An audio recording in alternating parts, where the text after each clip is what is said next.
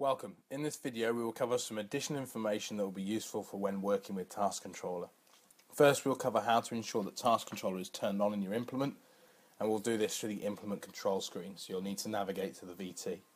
Here you should see your connected implement. The buttons and locations of the TC settings will be different from machine to machine, however the process for finding it should be fairly similar. First we'll need to look for the settings or service menu by navigating our way through the buttons on the right hand side. For this implement it's relatively straightforward. It's on the first screen and is indicated by the spanner.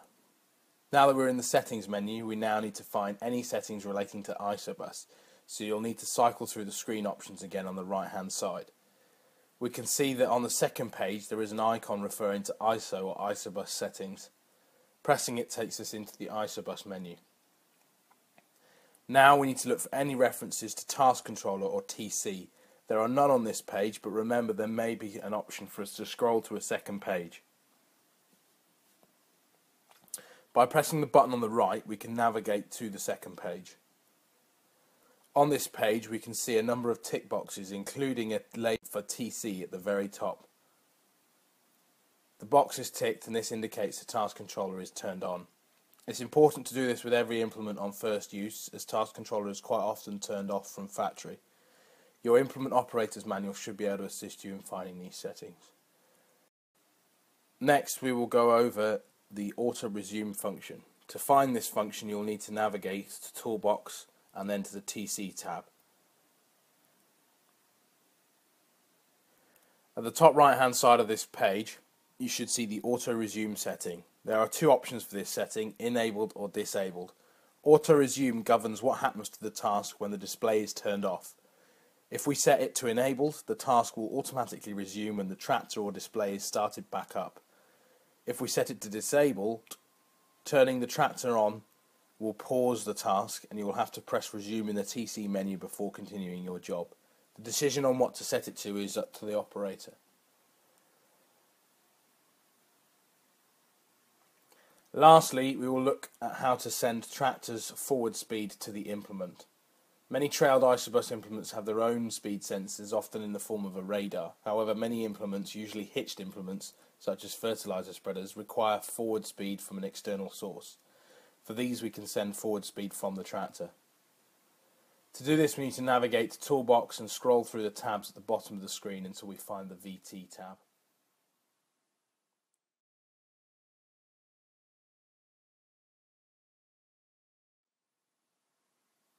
The screen should open up onto the VT Setup tab. Here a number of settings about the VT can be changed, including its number and compatibility version. The setting we are interested in is the Send ISO Speed setting. Selecting this box will present different options depending on what the tractor has been fitted with. This will either be both or one of two options, GPS speed or radar speed. In this case we can see that there is neither, because the tractor is not fitted with radar and there is no GPS receiver turned on. Select whatever option applies to you. The GPS or radar options will depend on what the operator wants. In some instances there will be an option for yes or no. This is because there is only one speed sensor, and in this instance selecting yes will use whatever is installed. As with Task Controller, if you turn on a function in the tractor display, you will need to ensure that the same function has been turned on in the implement. We have now selected to send forward speed to the implement, and we need to make sure that the implement is ready to receive it. We do this by navigating to the VT screen once again, and again we search for the settings menu.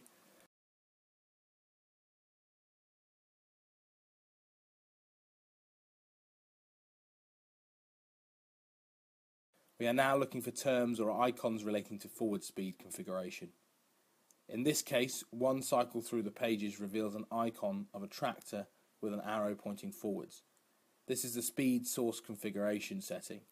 In this case, it reads GPS J1939, which means it's set to pick up GPS speed from the CAN bus as indicated by the J1939. So in this instance, everything is correct. The name of the setting will be different depending on each machine, but look for wording such as ISOBUS speed, ISO floor speed or J1939. As always, your implement user manual should be able to assist you with your settings. If you require any further assistance, then you can call the Customer Service Centre on 0800 0281 910. Thank you.